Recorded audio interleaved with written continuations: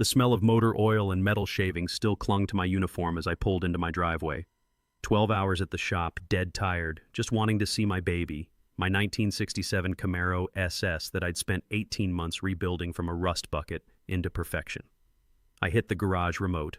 The door groaned open, revealing chrome that could blind you and paint so deep you could swim in it. That's when my world exploded. "Thief! Someone call 911, he stole my car!" My HOA president neighbor Brenda came charging across the lawn like a rabid pit bull, cell phone already pressed to her ear.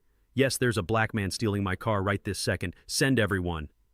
Police sirens were already wailing in the distance. She'd called before even confronting me. I'm standing in my own driveway, holding my own keys, looking at my own car, about to be arrested for theft. What would you do if your neighbor weaponized the police against you in your own driveway? Drop a flag emoji.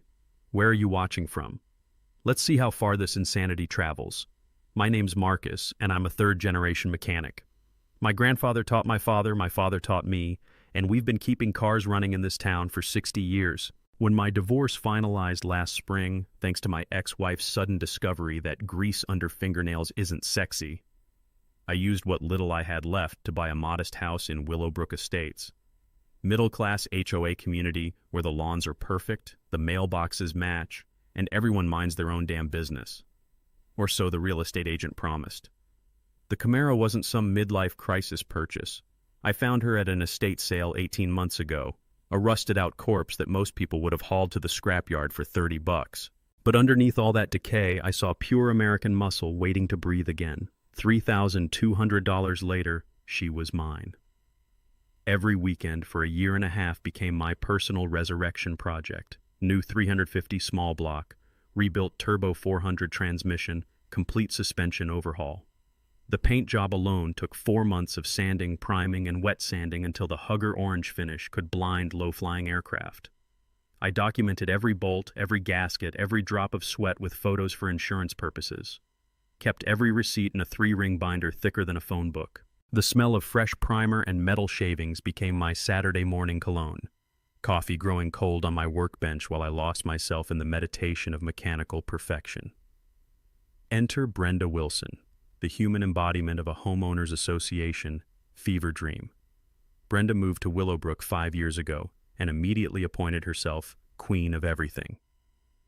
Real estate agent who drives a white BMW that gets detailed more often than most people shower. Manicured nails that have never touched actual work. Highlighted hair that defies gravity, and a smile that could freeze anti-freeze. She'd been HOA president for 3 years running, unopposed because nobody else wanted to volunteer for neighborhood Gestapo duty. Her specialty was weaponizing paperwork. Trash cans left out 12 minutes past pickup, fence posts measuring 2 1/8 inches instead of regulation 2 inches, mailbox fonts that weren't Willowbrook approved. The woman once cited me for grass that allegedly exceeded the 2.5-inch maximum, showed up with an actual ruler. "Just maintaining community standards," she'd said with that synthetic smile. 2 weeks before the garage door incident, she'd marched over while I was bleeding brake lines. The screech of my impact wrench apparently offended her delicate sensibilities. "Excuse me, but there's a noise ordinance. No power tools after 6 p.m. I wiped my hands on a shop rag, stayed diplomatic. "Actually, city ordinance permits hobby work until 9 p.m. Happy to show you the documentation." Her smile turned arctic. "Well, we'll see about that. This kind of industrial activity affects property values." The way she said industrial activity, like I was running a meth lab instead of restoring American history. The day everything exploded started with Brenda's monthly pool party extravaganza. Saturday morning, her backyard filled with neighborhood wives sipping mimosas and pretending to care about each other's vacation photos. I could hear the artificial laughter through my garage walls. Then her voice cut through the chatter like fingernails on glass. "Oh, that's my new Camaro. Just bought it from a classic car dealer in Phoenix. $45,000, but totally worth it. They're shipping it next week." My socket wrench clattered to the concrete floor. She was showing people photos on her phone, photos of a car identical to mine, basking in their impressed coups like she'd personally invented the combustion engine. That afternoon, needing brake fluid, I fired up my baby and backed out slowly. The 350's rumble echoed off the houses like mechanical thunder, deep and primal and absolutely gorgeous. When I returned an hour later, Brenda stood in her driveway like a statue of suburban rage, arms crossed, face flushed, staring at my car with the intensity of a hawk watching a field mouse. I nodded politely. She didn't respond, just kept boring holes through my Camaro with those predator eyes. That night, I'm betting she spent hours online, building her delusion brick by digital brick, convincing herself that somehow, some way, I'd stolen her imaginary purchase. By morning, she'd transformed from annoying neighbor into something far more dangerous. A Karen with a cause. When 2 patrol cars screeched into my driveway with full light show blazing, I knew my peaceful Saturday evening was officially screwed. 4 officers poured out like they were responding to an armed bank robbery, which, according to Brenda's Academy Award-worthy 911 performance, they were. Officer Rodriguez, a 20-year veteran with kind eyes and the patient demeanor of someone who'd seen every flavor of neighborhood crazy, approached with his hand resting casually on his belt. His partner, a younger guy named Morgan who looked like he bench-pressed squad cars for cardio, flanked him with notebook ready. "Evening, sir. We received a report about a stolen vehicle at this address." The sheer absurdity hit me like a brick to the forehead. Stolen vehicle? "Officer, this is my car, in my garage, at my house." That's like saying I stole my own refrigerator. Brenda materialized beside the officers like a suburban poltergeist, still clutching her phone with white knuckles. "That's him! That's the car thief! I just bought that exact Camaro yesterday for $45,000. I took a deep breath, tasting the lingering exhaust fumes from my perfectly legal muscle car and trying not to laugh at the cosmic joke my life had become. Stay calm, I reminded myself. My old man always said documentation beats desperation every time. "Officers, I can prove ownership right now." I pulled out my phone, scrolling to the photo album I'd obsessively maintained. "This car has been mine for 18 months. I rebuilt every bolt from scratch." Rodriguez studied the progression photos with genuine interest, rust bucket to rolling chassis to painted perfection. His eyebrows climbed as he swiped through images of me installing the engine block, priming body panels, stitching the interior. "That's some serious craftsmanship," he murmured, zooming in on a shot of the engine bay. "You do this professionally?" "Family business. My grandfather would have beaten me with a wrench if I'd done sloppy work." Meanwhile, Brenda was having what appeared to be a full psychological break. "He's lying. Look at these." She thrust printed photos at the officers, clearly downloaded from some dealer website 5 minutes before calling 911. "I wired the money yesterday. They were shipping it this week." Chen examined her evidence with the enthusiasm of someone reviewing tax documents. Generic dealer stock photos, no VIN numbers, no actual paperwork. Just glossy images that could have been any orange Camaro built between 1967 and yesterday. "Ma'am, do you have purchase documentation, bill of sale, wire transfer receipts, dealer contact information?" Brenda's face turned the approximate color of a fire engine. It's all being processed. The dealer said paperwork takes time for classic cars." While she improvised her explanation, I was digging through my garage workbench like an automotive archaeologist, 3-ring binder organized by date containing the complete genealogy of my mechanical baby. "Here's my DMV registration," I said, handing Rodriguez the holy grail of vehicle ownership. 18 months old, my name, this address, matching VIN. His flashlight beam danced across the official state document. Everything aligned perfectly. Numbers, dates, signatures, the works. Insurance policy, too. I flipped to the next plastic sleeve. Progressive required photos of the restoration progress for agreed value coverage. Chen was scribbling notes, occasionally glancing at Brenda's increasingly creative explanations. The woman was unraveling faster than a clearance sweater, and I was starting to feel almost sorry for her. Almost. "Officers, he obviously forged everything. He's probably running some sophisticated identity theft operation." That accusation was my cue to deploy the nuclear option. From the very back of my binder, I extracted a piece of yellow legal paper, edges soft from handling and memory. Written in the shaky cursive of a 93-year-old widow, 1967 Chevrolet Camaro, condition as is, extensive rust damage throughout, $3,200 cash. Buyer assumes all responsibility. Below that, a signature that belonged in a museum. Eleanor Hutchinson, estate sale, followed by a phone number and date from 18 months ago. Rodriguez examined the handwritten bill of sale like he'd discovered buried treasure. "This is the original purchase document?" Eleanor was selling her late husband's project cars. Sweetest lady you'd ever meet. Made me promise to bring the car back for her to see when I finished. The silence that followed was so complete I could hear my neighbor's sprinkler system 3 houses down. Chen closed his notebook with the finality of a judge's gavel. "Ma'am, this gentleman has clear chain of ownership documentation spanning over a year. Your evidence appears to be internet printouts." Rodriguez's tone shifted to that special register cops reserve for people having public meltdowns. "Ma'am, I need to inform you that filing a false police report is a misdemeanor offense in this state. My dad was a prosecutor for 30 years, and I've seen people get real jail time for knowingly providing false information to law enforcement." The color drained from Brenda's face like someone had opened a valve. There must be some terrible mistake. The stress of car shopping, you know how confusing these things can be." But her eyes told a different story. As the officers prepared to leave, I caught her staring at me through her living room window with the cold calculation of a chess master planning her next move. This wasn't over. This was just round one. Monday morning slapped me awake with the subtlety of a diesel engine backfiring. I'm stumbling to my mailbox in yesterday's work clothes, coffee mug steaming in the crisp air, when I spot the official HOA violation notice tucked inside like a venomous snake. Notice of covenant violation, unauthorized commercial vehicle storage. The citation claimed my work van, a perfectly ordinary Ford Transit with Rodriguez Family Auto painted on the side, violated community standards. $200 fine, 48-hour compliance deadline. At the bottom, Brenda's signature flourished like she'd just signed my death warrant. Through my kitchen window, I watched her power walk past my driveway, shooting glances at my van like it was parked on her grandmother's grave. Her morning jog route had mysteriously expanded to include 17 passes by my house. I counted. Here's what most homeowners don't realize about HOA covenants. They're actual legal contracts, not suggestions written by suburban dictators having midlife crises.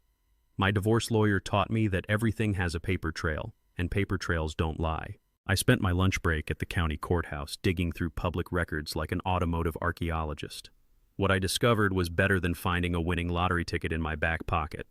My van, purchased in 2017, 3 years before Willowbrook enacted their commercial vehicle restrictions in 2020. Any vehicles owned before rule changes are automatically grandfathered in, protected by law from retroactive enforcement. Brenda could complain until her vocal cords snapped, but she had zero legal authority. I drafted a response that would have made my old man proud, attached copies of my purchase documentation, and hand-delivered it to the HOA management office.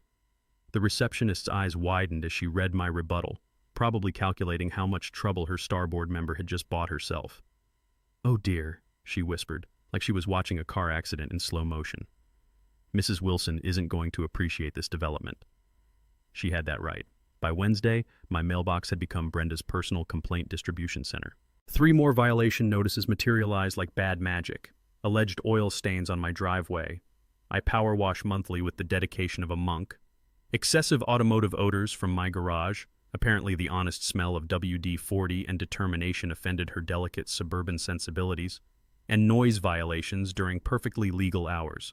The woman was carpet bombing me with paperwork, hoping something would stick long enough to cause damage. That's when I made the smartest investment of this entire war. I went full Big Brother on my own property. 4 high-definition security cameras, strategically positioned, all recording to cloud storage with night vision that could spot a mosquito landing on my mailbox. The footage revealed Brenda's new hobby, property line surveillance. Every morning she'd patrol our shared fence with her iPhone, taking photos, measuring distances with a collapsible yardstick that probably cost more than my monthly grocery budget. The woman had turned neighbor watching into an Olympic sport. Thursday evening brought the nuclear option, an emergency board meeting to address my ongoing violations. The notice appeared in my mailbox at 4 p.m. for a 7 p.m. meeting, barely legal notification designed to prevent anyone from mounting an actual defense. I showed up at the community center expecting a kangaroo court and found something worse. 3 middle-aged women sitting around a conference table like they were planning a church fundraiser. Brenda, her nervous Lieutenant Clara, who apologized for breathing too loudly, and Janet, whose primary qualification appeared to be nodding enthusiastically at everything Brenda said. "Where's the rest of the board?" I asked, claiming a chair across from this improvised tribunal. Brenda's smile could have preserved meat for winter. "This is quite sufficient for tonight's business. We're implementing an emergency ban on all automotive repair activities, effective immediately. Past violations carry a $500 fine." I pulled out my phone and opened the HOA bylaws I'd memorized that afternoon. Knowledge is power, but applied knowledge is a tactical nuclear weapon. Fascinating theory, but Section 4.3 requires 7 days advance notice for voting matters. I scrolled through the document like I was reading a restaurant menu. And Section 4.7 mandates a quorum of 5 board members for official votes. I looked around the pathetically empty room. I count 3 people, which gives this meeting all the legal authority of a neighborhood book club. Clara's face turned the color of overcooked shrimp. Well, this is just preliminary discussion. And Section 2.9 states that invalid meetings create personal liability for individual board members. I'd done my homework, thanks to 3 hours of legal research and a pot of very strong coffee. Brenda's composure shattered like safety glass. You think you're so smart, don't you? Coming into our neighborhood with your people and your activities? The venom in her voice could have stripped paint. But my old man taught me something valuable about dealing with bullies. Stay calm, stick to facts, let crazy people hang themselves with their own rope. I think I'm a homeowner who reads contracts before signing them, I replied. Novel concept, I know. That's when neighbor Tom appeared in my driveway later, apologetic and slightly embarrassed. Most of us think she's completely lost it, he confided. Want to grab coffee tomorrow? I think it's time we talked. Friday morning brought an unexpected doorbell symphony at 7:15 a.m. Dave Martinez from City Code Enforcement stood on my porch, clipboard in hand, and the 1,000-yard stare of someone who'd spent too many years mediating neighbor wars. Sorry to bother you this early, Mr. Rodriguez. Anonymous complaint about unlicensed commercial auto repair. Mind if I take a look? I led him into my garage, where the morning light illuminated my weekend sanctuary. The smell of metal polish and clean motor oil hung in the air like expensive aftershave, and every tool had its designated home on pegboard walls that would make a Swiss watchmaker weep with envy. Dave's tension evaporated the moment he stepped inside. Jesus, this is cleaner than the shop where I get my truck serviced. He ran his finger along my workbench, coming up spotless. What do you do for work? Family mechanic business. This is pure hobby. Weekends only, no customers. He nodded, scribbling notes while admiring my engine hoist setup. Anonymous complainant claimed you were running an illegal business. I see zero evidence of commercial activity, customer vehicles, or cash transactions. You're absolutely golden. As Dave climbed back into his city truck, he paused with one foot on the running board. Off the record, I've been to this neighborhood 4 times this month. Same voice every time, different complaints. Lady needs a hobby that doesn't involve my department. Brenda's next masterstroke arrived via certified mail, a formal complaint to my homeowner's insurance company. She'd contacted Progressive directly, claiming my garage activities created an unacceptable fire hazard, threatening neighboring properties. The letter demanded immediate inspection or policy cancellation. When my insurance agent Bill showed up Tuesday afternoon, I braced for bureaucratic hell.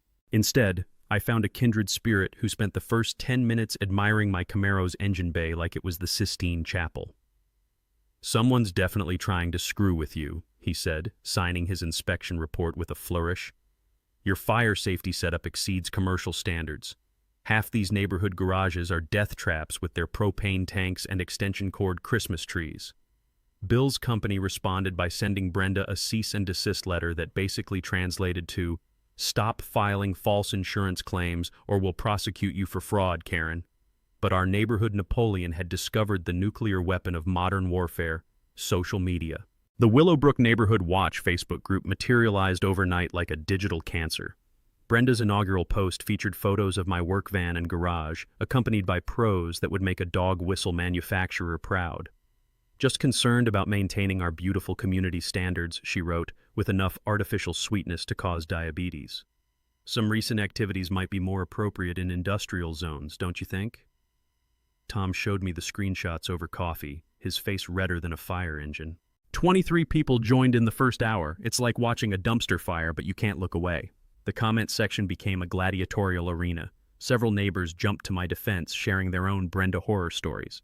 Others lurked silently, probably calculating the social cost of opposing the HOA's reigning dictator. Brenda's digital dictatorship imploded when she started deleting disagreeable comments.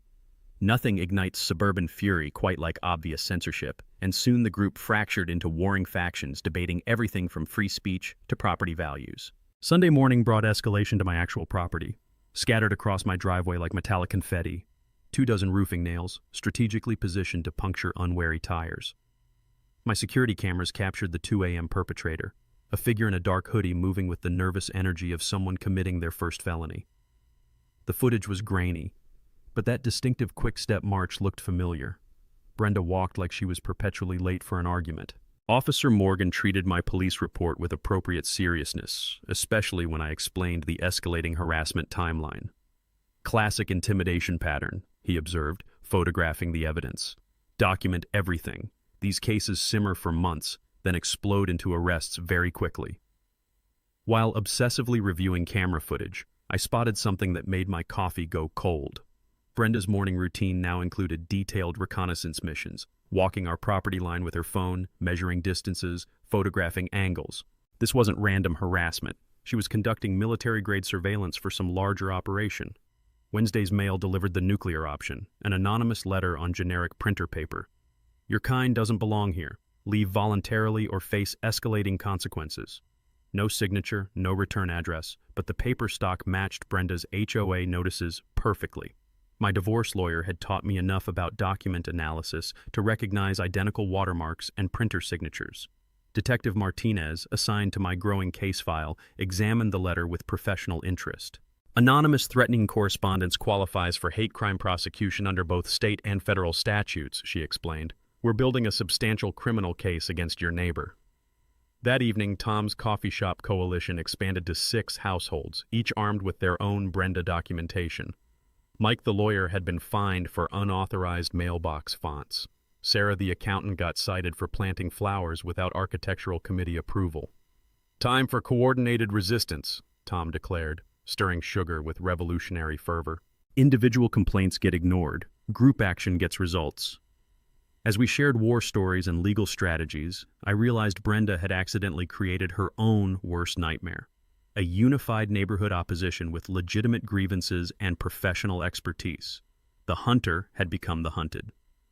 Friday afternoon found me in the county courthouse basement, a fluorescent-lit purgatory that smelled like old coffee and bureaucratic despair. The records clerk, a woman who'd apparently been filing documents since the Carter administration, directed me to Research Room B with the enthusiasm of someone pointing toward a public restroom. HOA financial records are in the corporate filings, she wheezed, sliding a dusty box across the counter. Good luck making sense of that mess. 3 hours later, surrounded by paper stacks that looked like a tornado had hit an accounting firm, I discovered why Brenda guarded these documents like nuclear launch codes. Willowbrook's HOA financial statements read like a masterclass in creative embezzlement. $15,000 paid to B&B Property Solutions for undefined consulting services. $8,500 to Brenda's Best Gardens for landscaping that had never materialized. $12,000 to Wilson and Associates for legal services that coincidentally began exactly when Brenda's divorce proceedings started. The beautiful part? All 3 companies shared the same business address, 1247 Maple Lane, Brenda's house. A quick dive into the state business registry confirmed what my gut already knew. B&B Property Solutions, sole proprietor Brenda Wilson, established 6 months after her divorce filing. Brenda's Best Gardens officially dissolved last year after completing 0 actual projects. Wilson and Associates, her ex-husband's law firm, which explained her sudden need for untraceable income. Our elected HOA president had been systematically looting the neighborhood fund like a suburban Pablo Escobar, funneling approximately $78,000 into her personal legal defense fund over 2 years. But the discovery that made my hands shake wasn't the theft itself, it was the hunting pattern hidden beneath. Cross-referencing complaint dates with recent real estate sales, I uncovered Brenda's true business model. She'd systematically target homeowners with escalating harassment until they sold below market value, then use her real estate license to facilitate quick sales to investor contacts. Double commission plus kickbacks from grateful buyers picking up distressed properties. 3 families had fled Willowbrook in the past year after surviving Brenda's special attention. The Hendersons sold $40,000 under appraisal after months of citations about their son's basketball hoop creating excessive noise. The Patels surrendered and moved after weekly violations for culturally inappropriate cooking odors that allegedly violated community standards. My case fit her playbook perfectly. Single homeowner, no family support network, prime property worth $380,000. Perfect target for forced sale manipulation. The nuclear revelation was buried in a stack of foreclosure notices, and when I found it, I actually laughed out loud in that tomb-quiet research room. Brenda's own house was in default. $23,000 in unpaid HOA dues to her own association, back taxes, attorney fees, credit card debt, the works. Her foreclosure hearing was scheduled for exactly 4 weeks from today. The irony was so perfect, it belonged in a country song. Our HOA president, the woman who terrorized neighbors over minor rule violations, hadn't paid her own dues in over a year. Everything clicked into focus like adjusting a camera lens. The escalating desperation, the increasingly unhinged harassment, the willingness to file false police reports. Brenda wasn't just a power-hungry Karen. She was a cornered animal facing financial obliteration, and I represented her last chance at a major commission before the bank seized everything. The Camaro incident had given her the perfect excuse to accelerate her timeline. I photocopied everything, my hands trembling slightly as the machine hummed through page after page of evidence. $17 for the privilege of documenting my neighbor's criminal enterprise, the best money I'd ever spent. Walking back to my truck in the courthouse parking lot, I called Tom with news that would reshape our entire strategy. "You sitting down? Because what I just found changes everything." The war was about to shift from survival to offense, and Brenda had no idea the trap was closing around her. Saturday morning transformed Tom's garage into mission control for Operation Takedown Karen. The air smelled like coffee, motor oil, and the sweet scent of impending justice as our motley crew of suburban rebels gathered around a folding table that had seen better decades. Tom had assembled what I could only describe as the Avengers of neighborhood warfare. Sarah Morgan, a forensic accountant who could spot embezzlement like a bloodhound tracking bacon. Mike Patterson, a semi-retired corporate lawyer whose idea of fun was destroying people in depositions. Linda Martinez, a high school teacher with organizational skills that would make NASA jealous. And Carlos Mendez, a contractor who knew every building code loophole in the Tri-County area. "Jesus Christ on a cracker," Sarah muttered, spreading Brenda's financial records across the table like a CSI investigator examining murder evidence. "This woman's embezzlement technique has all the subtlety of a brick through a window." Mike pushed his reading glasses up his nose, scanning documents with the predatory focus of a shark-smelling blood. 78,000 in fraudulent transactions. Paper trail cleaner than my grandmother's kitchen. Documented harassment pattern. Prosecutors dream about cases this easy. Linda was already creating her signature color-coded timeline on poster board, mapping harassment campaigns against real estate sales with the precision of someone who'd spent 20 years making teenagers understand algebra. "Look at this beautiful pattern. Target vulnerable families, escalate violations for months, then mysteriously produce investor buyers when they break." Carlos leaned back in his folding chair, letting out a whistle that could summon dogs from 3 blocks away. "And she's using HOA money to pay divorce lawyers? That's not criminal genius, that's criminal stupid." Our battle plan emerged over 2 hours of increasingly caffeinated strategy sessions. Operation Documentation Fortress Carlos volunteered to turn our neighborhood into Fort Knox with security cameras, motion sensors, night vision, cloud backup. If this woman so much as glances sideways at your mailbox, we'll have it documented in courtroom quality 4K. Linda launched into full teacher mode, creating standardized incident report forms with the thoroughness of someone designing a final exam. Dates, times, witnesses, photographs, police report numbers. We're building a case file so airtight it could survive a nuclear blast. Sarah was practically rubbing her hands together with forensic accounting glee. "I'm calling colleagues who owe me favors.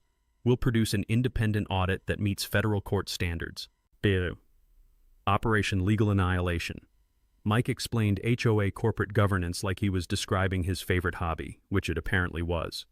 "Board members have fiduciary duties under state law. Every fraudulent transaction creates personal liability. She's not just stealing, she's destroying her own legal protection." The annual board elections were perfectly timed for maximum damage. Tom, Sarah, and Mike would run for the 3 open positions, flipping control from Brenda's rubber stamp committee to our Justice Coalition. "Criminal complaint gets filed Tuesday," Mike continued, organizing police reports with the satisfaction of someone solving a crossword puzzle. embezzlement, harassment, false police reports. She's looking at a felony buffet. Operation Public Humiliation.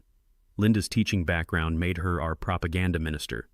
Door-to-door information campaign, professional flyers explaining the theft, coordinated social media exposure. We make Brenda's crimes everybody's dinner table conversation. The financial impact was neighborhood destroying. $78,000 stolen from 40 households meant every family had been systematically overcharged nearly $2,000. When soccer moms discover their HOA president has been picking their pockets, suburban revolutions happen fast. Carlos suggested the media angle that would make this story journalist catnip.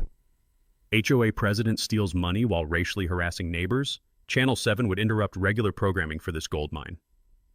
Our psychological warfare strategy was elegantly simple. Let Brenda think she was winning while we constructed a legal cage around her. I'd maintain normal routines, appear oblivious to her schemes, and allow her desperation to generate more prosecutable evidence. Classic rope-a-dope, Mike explained with the satisfaction of someone who'd spent decades destroying opponents in courtrooms. Let her exhaust herself throwing wild punches while we document every missed swing. The timeline convergence was poetry. Brenda's foreclosure hearing in 3 weeks, audit results in 2 weeks, board elections in 4 weeks, multiple disasters arriving simultaneously like a perfectly choreographed demolition. Sarah had already contacted Channel 7's investigative pitbull, Janet Mills, a reporter who'd built her Emmy collection exposing suburban corruption. HOA fraud stories generate massive ratings. She's practically drooling to cover this train wreck. Mike discovered the final nail for Brenda's professional coffin. Her real estate license renewal in 6 weeks required criminal background disclosure.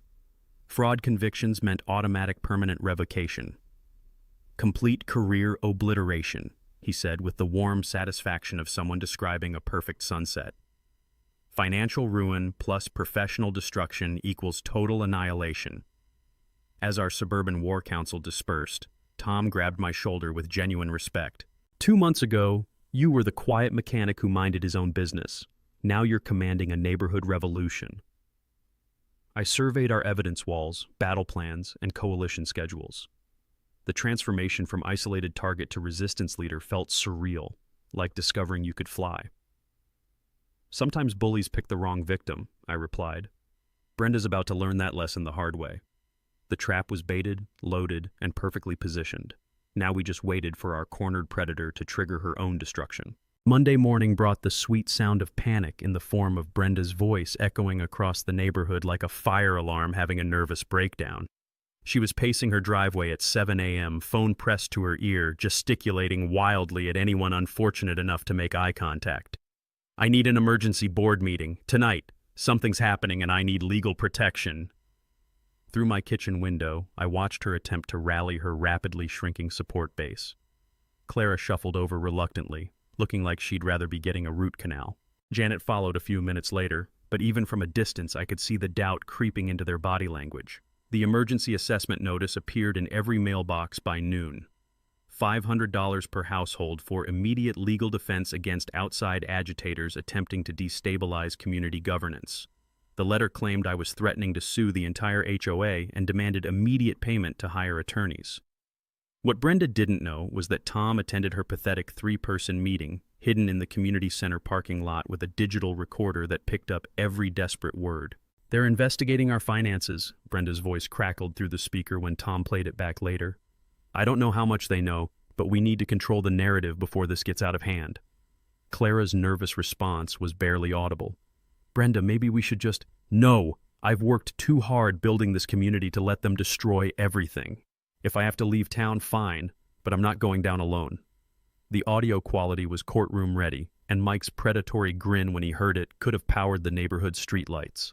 Wednesday night brought Brenda's first act of genuine desperation. Vandalism with a side of stupidity. My security cameras caught her sneaking around my property at 2:47 a.m., dressed like a suburban ninja in black yoga pants and a dark hoodie that fooled absolutely no one. She'd brought a toolkit of petty revenge, tire-slashing knife, spray paint, and what appeared to be small containers of motor oil staged behind my garage. The plan was obviously to create evidence of environmental violations, but Brenda had never been accused of criminal genius. The beautiful part? She spent 15 minutes positioning fake evidence while standing directly under my motion-activated floodlight, providing crystal-clear footage of her face, her BMW's license plate, and her pathetic attempt at frame-up artistry.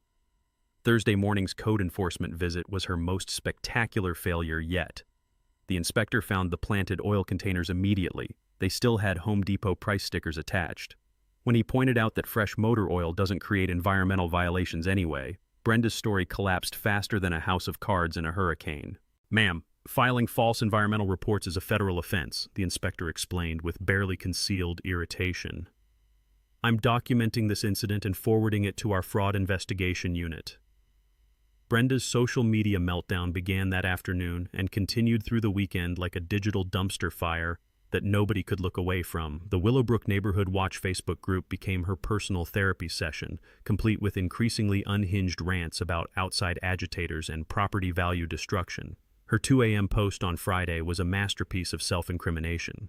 Some people don't understand that communities have standards. When certain elements move in and start changing the character of established neighborhoods, decent people have to take action to protect their investments. Screenshot, saved, forwarded to our legal team. Saturday brought the bribery attempt that sealed her fate. Carlos was installing camera equipment at Linda's house when Brenda approached with the subtlety of a used car salesman at month end. "I know Marcus is paying you people to lie about me," she said, pulling out an envelope thick enough to choke a horse. $2,000 cash if you forget about those security cameras and stop helping with this harassment campaign." Carlos, bless his contractor's soul, kept installing cameras while recording the entire conversation on his phone. "Ma'am, I'm just helping neighbors protect their property. Maybe you should talk to a lawyer." "I don't need lawyers. I need this neighborhood back under control," her voice pitched higher than a smoke detector. "That man has turned everyone against me with his lies and manipulation." The desperation was so thick you could spread it on toast. Brenda was unraveling in real time, and every frantic move was creating more evidence for our growing prosecution file. Sunday evening brought the nuclear option, another false police report claiming I'd threatened her with a weapon during a driveway confrontation that never happened. The responding officers found me in my garage, covered in grease, working on a neighbor's transmission with 3 witnesses present. Officer Morgan's patience had officially evaporated. "Ma'am, this is your 4th false report in 2 weeks. You're looking at charges." The preliminary audit results arrived Monday via Sarah's encrypted email, and the numbers were even worse than our original estimates. Brenda hadn't just stolen $78,000, she'd been systematically overcharging every household for phantom services while pocketing the excess. Total theft, approximately $96,000 over 30 months. Our neighborhood dictator wasn't just broke and desperate. She was a career criminal who'd finally run out of victims and time. The endgame was accelerating beyond our wildest projections, and Brenda was doing all the work for us. Tuesday night's break-in was the kind of criminal masterpiece that would make the Three Stooges proud. At 2:33 a.m., while normal people were dreaming about vacation destinations and winning lottery numbers, Brenda was living her best burglar life at the HOA management office. The security footage looked like a rejected scene from a heist movie written by someone who'd never actually committed a crime. There was our suburban Napoleon, using a stolen master key with all the stealth of a rhinoceros in tap shoes, frantically feeding documents into an industrial shredder like she was making the world's most expensive confetti. The silent alarm triggered faster than Brenda's common sense had abandoned her, and Officer Rodriguez arrived to find her elbow-deep in evidence destruction, surrounded by paper snow that used to be financial records. "Ma'am, step away from the computer and put your hands where I can see them," Rodriguez commanded, probably wondering how his Tuesday night shift had turned into amateur hour at the crime academy. Brenda's response was pure daytime television gold.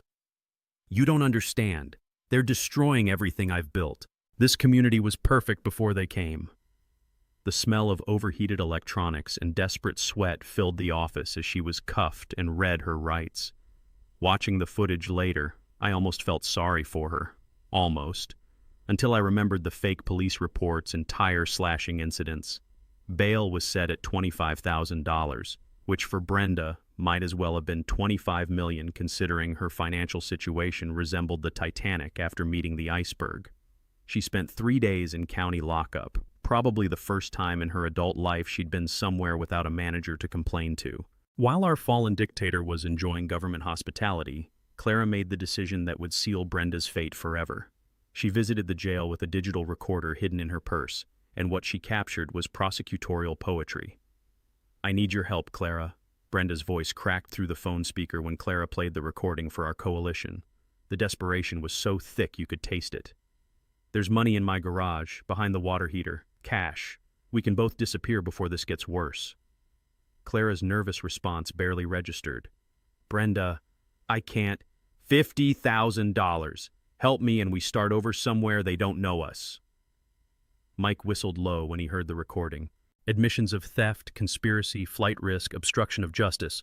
This woman just confessed to everything while sitting in jail. It's like she's trying to set records for criminal stupidity. Thursday evening's emergency neighborhood meeting packed the community center beyond capacity. The air crackled with righteous fury and the distinctive aroma of community center coffee that could strip paint. 43 households showed up, and the collective anger could have powered Las Vegas for a week. Tom presented Sarah's final audit results with the satisfaction of someone revealing a straight flush. The numbers were staggering. Brenda hadn't just stolen $78,000. She'd operated a criminal enterprise that included phantom vendor payments, inflated service contracts, and kickback schemes totaling $112,000 over 3 years. "Every single family in this room has been systematically robbed," Tom announced to gasps and creative profanity that would make sailors blush. "Average theft per household, $2,800. The vote of no confidence was unanimous except for Janet, who abstained while looking like she wanted to tunnel through the floor and emerge somewhere in Canada. 33 households demanded Brenda's immediate removal, criminal prosecution, and full restitution with interest. Friday morning brought the media circus Brenda had always craved, just not in the starring role she'd imagined. Channel 7's news van arrived at dawn, followed by crews from competing stations who'd caught wind of the suburban scandal goldmine. Investigative reporter Janet Mills interviewed neighbors with the enthusiasm of someone who'd stumbled onto Emmy material. The evening news led with HOA president arrested in massive embezzlement scheme, complete with Brenda's mugshot and security footage of her document-shredding performance art. My interview required every ounce of diplomatic training my divorce had provided. "This isn't about revenge or getting even," I told the camera, choosing words carefully. "It's about holding people accountable when they abuse positions of trust." The story exploded across social media faster than gossip at a high school reunion.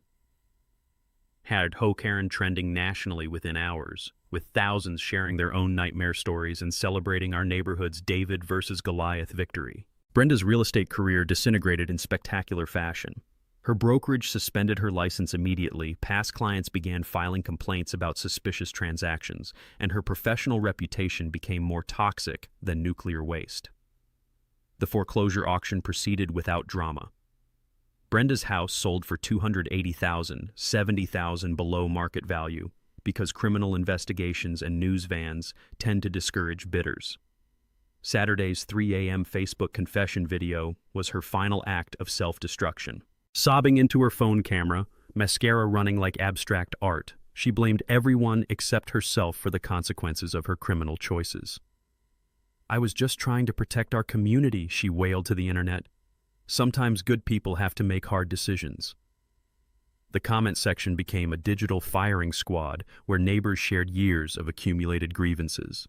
The video disappeared within hours, but screenshots are forever.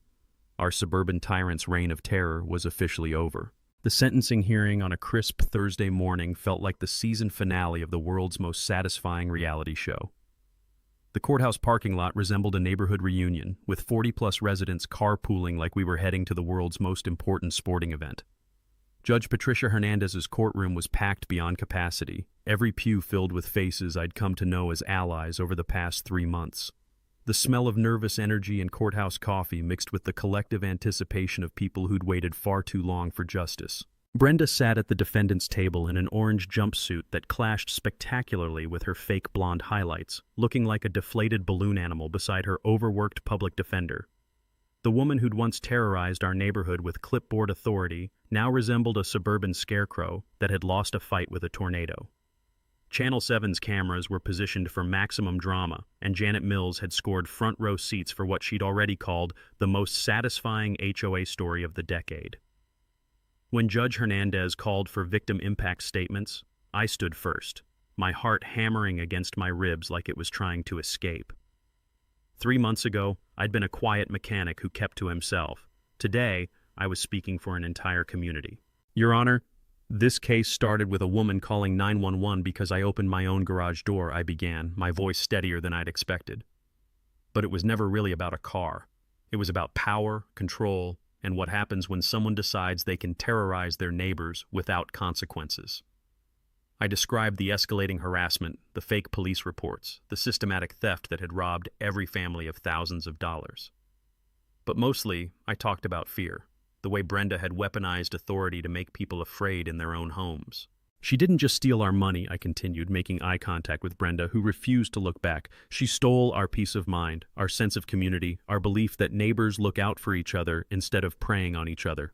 Tom spoke next, his postal worker's voice carrying the authority of someone who'd seen human nature at its worst and best. Sarah presented the financial evidence with forensic precision. Linda described the educational impact of watching their community stand up to corruption. When it was Brenda's turn, her attorney launched into a performance worthy of community theater. Mental health struggles, divorce trauma, financial pressure, every excuse except personal responsibility for criminal behavior. My client deeply regrets her actions, the public defender pleaded. She's willing to make full restitution and undergo counseling.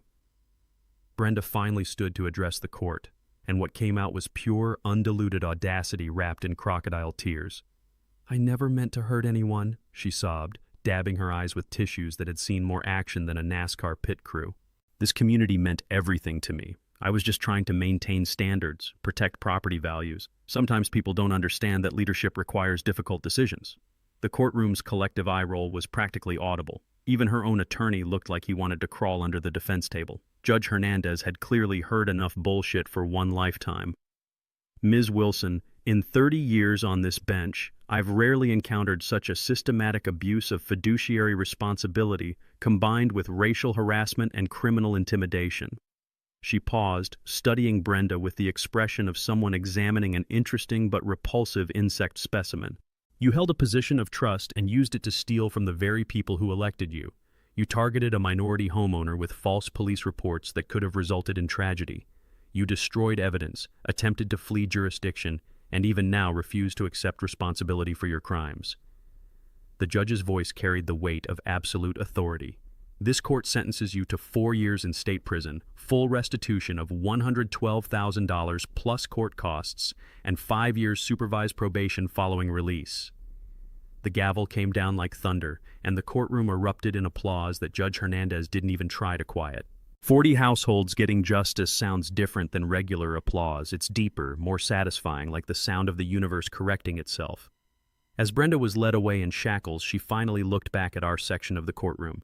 The expression on her face wasn't remorse or apology. It was pure, concentrated hatred for people who'd dared to hold her accountable.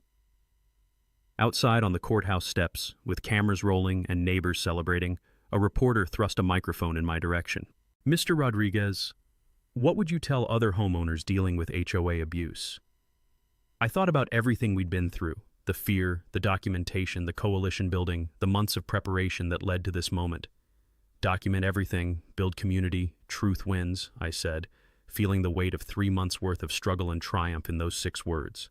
The quote would go viral within hours, becoming a rallying cry for HOA reform movements nationwide. But standing there in the sunshine, surrounded by neighbors who'd become family through shared struggle, I realized something profound. We hadn't just defeated a bully. We'd discovered what a real community could accomplish when good people decided to fight back together. The American dream wasn't just about individual success, it was about neighbors protecting neighbors, justice serving everyone equally, and ordinary people becoming extraordinary when circumstances demanded it.